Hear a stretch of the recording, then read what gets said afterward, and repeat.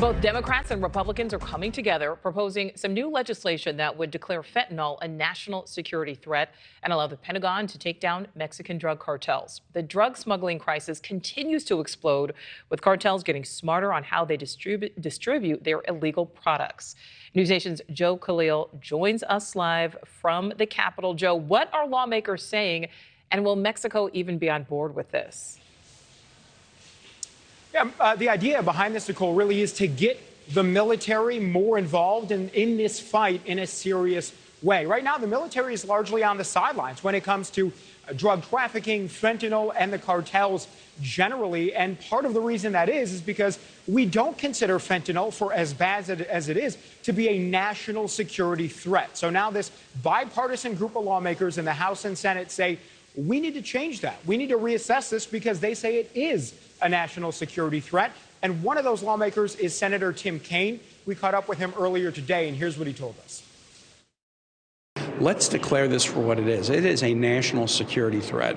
You know, when you have as many people dying in a year by fentanyl overdoses who have died in many American wars, it's a national security threat. The Pentagon needs to be right at the table as part of this whole of government effort.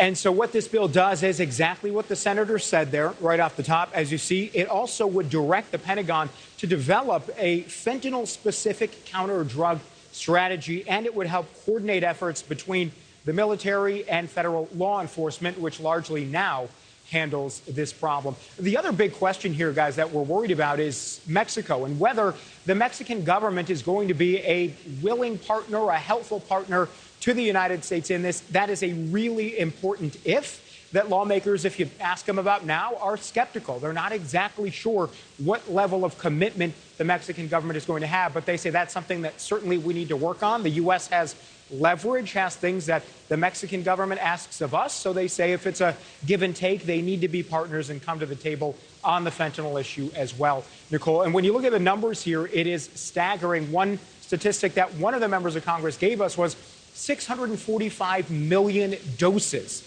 of fentanyl were seized at the border just in the month of March. When you think about it that way, staggering, and certainly a crisis that requires some attention. All right, Joe Khalil, live for us there. Thank you. Thank you for watching. Go to newsnationnow.com to find NewsNation on your television provider. And don't forget to click the red subscribe button below to get more of NewsNation's fact-driven, unbiased coverage.